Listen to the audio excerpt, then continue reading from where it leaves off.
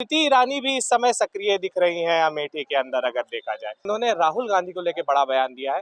कहा है कि वो अमेठी की जनता के वफादार नहीं है और निकम्मा कहा है उन्हें। भारतीय जनता पार्टी के लोग शब्दों की मर्यादाओं से आगे जाकर के कहीं ना कहीं अंग्रेजों के प्रति अपनी वफादारी का और देश के प्रति अपनी गद्दारी का, जनता के प्रति अपनी गद्दारी का सबूत देते रहते हैं।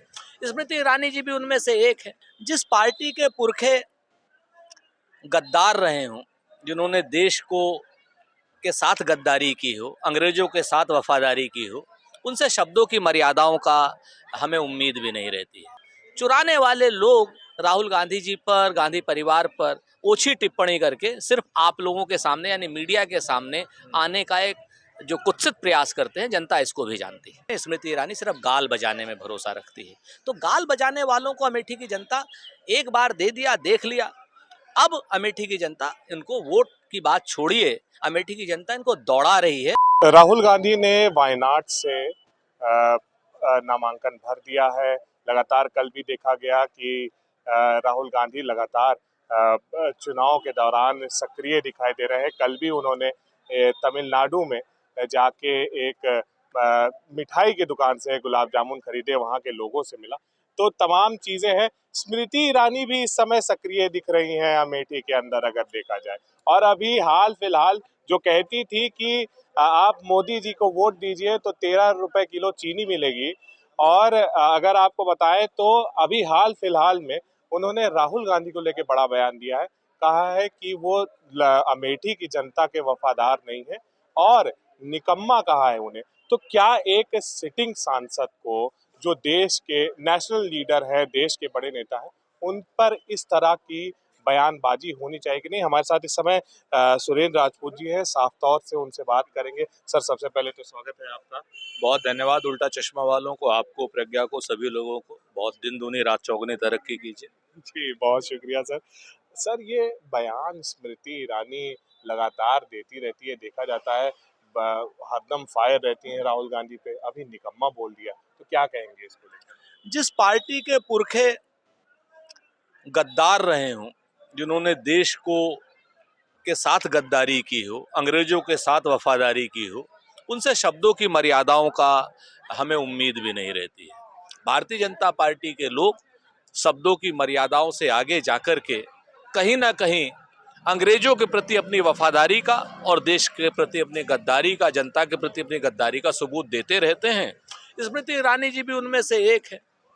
तो बहुत बड़ी बात नहीं है। इन लोगों का काम है, इन लोगों का काम है गाली देना, इन लोगों का काम है विषयांतर करना, इन लोगों का काम है दूसरे की थाली में क्या खाना है उसको देखना, इन लोगों का काम है कि जब कुछ ना हो पाए तो धर्म के नाम पर वोट लेना, इन लोगों का काम है हिंदू मुसलमान करना।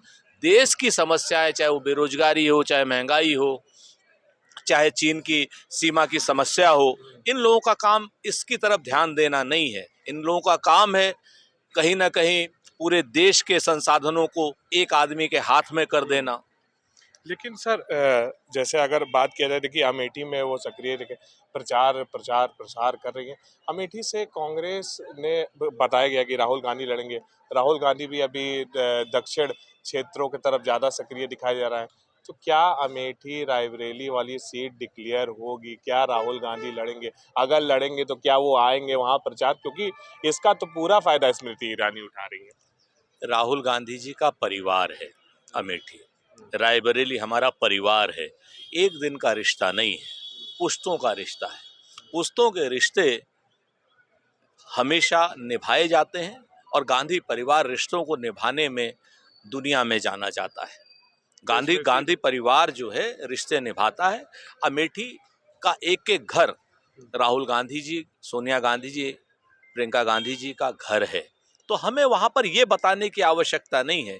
ये जो नए नवेले लोग हैं ना, जो लोग कभी पार्क चुराते हैं अमेठी से, कभी अमेठी से अस्पताल चुरा लेते हैं, कभी अमेठी से जो है तमाम कल कारखाने चुरा लेते हैं, और चोर होने के तो तमाम और भी आरोप हैं इन लोगों के ऊपर।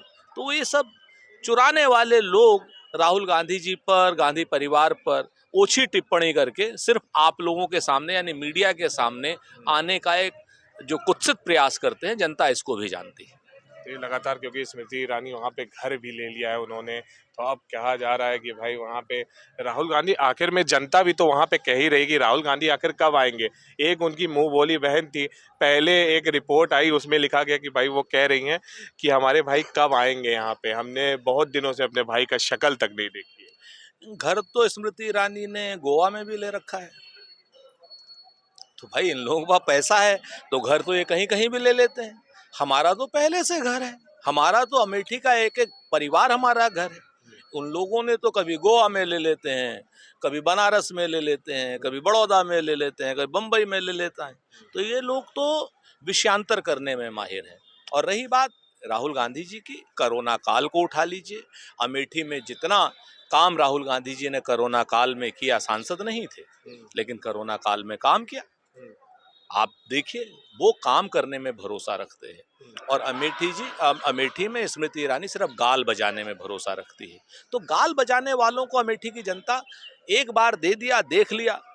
अब अमेठी की जनता इनको वोट की बात छोड़िए, अमेठी की जनता इनको दौड़ा रही है। वो मीडिया में नहीं दिखाया जा रहा है, वक्त बदलेगा, आप इस चीज को देखिएगा। मीडिया वो वायनाड भी पहुंच जा रही है, वहां जाके भी प्रचार वो तो उनका हाल तो ये है कि वायनाड के बगल में एक हाथी मर जाता है तो उसके लिए वो अपना धरना देने बैठ जाती है, रोने लग जाती है। लेकिन मणिपुर में जब महिलाओं को नग्न किया जाता है, परेड कराई जाती, दुराचार अनाचार किया जाता है, साक्षी मलिक को दिल्ली की पुलिस मारती है, कानपुर में बेटियों के साथ बलात्कार होता है, हाथरस में बेटियां जला दी जाती हैं, लेकिन स्मृति ईरानी चुप रहती हैं।